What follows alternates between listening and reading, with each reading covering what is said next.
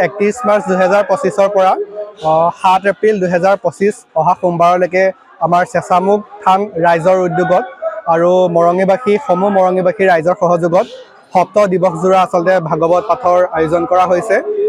গতিকে আজিৰ দিনটোত প্ৰথম কাৰ্যসূচী হিচাপে পতাকা উত্তোলন আৰু স্মৃতি তৰ্পণ কাৰ্যসূচী অনুষ্ঠিত হয় আৰু তাৰ পাছতে আচলতে আমাৰ গৌতম গোস্বামীদেৱে ইয়াৰ নাম প্ৰসংগ কৰি আছে আৰু ইয়াৰ পাছতে আমাৰ ভাগৱত পাঠৰ শুভাৰম্ভণি হ'ব আৰু 7 এপ্ৰিলৰ দিনা আমাৰ ভাগৱত পাঠ অন্ত পৰিব আৰু নিশালৈ আমাৰ দিবাকৰ শইকীয়াদেৱে এভাগী ভাওনা আগবঢ়াইছে।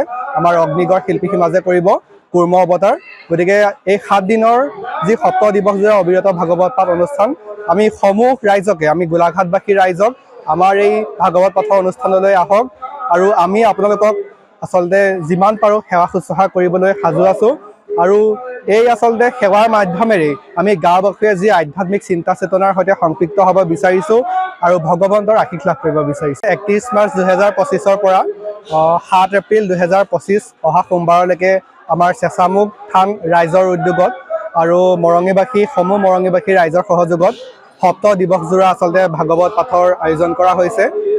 গতিকে আজিৰ দিনটোত প্ৰথম কাৰ্যসূচী হিচাপে পতাকা উত্তোলন আৰু স্মৃতি তৰ্পণ কাৰ্যসূচী অনুষ্ঠিত হয় আৰু তাৰ পাছতে আচলতে আমাৰ গৌতম গোস্বামীদেৱে ইয়াৰ নাম প্ৰসংগ কৰি আছে আৰু ইয়াৰ পাছতে আমাৰ ভাগৱত পাঠৰ শুভাৰম্ভণি হ'ব আৰু 7 এপ্ৰিলৰ দিনা আমাৰ ভাগৱত পাঠ অন্ত পৰিব আৰু নিশালৈ আমাৰ দিবাকৰ শইকীয়াদেৱে এভাগী ভাওনা আগবঢ়াইছে।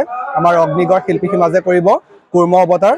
গতিকে এই 7 দিনৰ যি সপ্ত দিৱসজোৰা অবিৰত ভাগৱত পাঠ অনুষ্ঠান আমি সমূহ ৰাইজকে আমি গোলাঘাটবাসী ৰাইজক আমাৰ এই ভাগৱত পাঠৰ অনুষ্ঠানলৈ আহক আৰু আমি আপোনালোকক আচলতে যিমান পাৰোঁ সেৱা শুশ্ৰূষা কৰিবলৈ সাজু আছোঁ আৰু এই আচলতে সেৱাৰ মাধ্যমেৰে আমি গাঁওবাসীয়ে যি আধ্যাত্মিক চিন্তা চেতনাৰ সৈতে সংপৃক্ত হ'ব বিচাৰিছোঁ আৰু ভগৱন্তৰ আশীষ লাভ কৰিব বিচাৰিছোঁ। যিকোনো খবৰৰ বাবে যোগাযোগ কৰক 7099017330 লগতে 7099017110 নম্বৰত।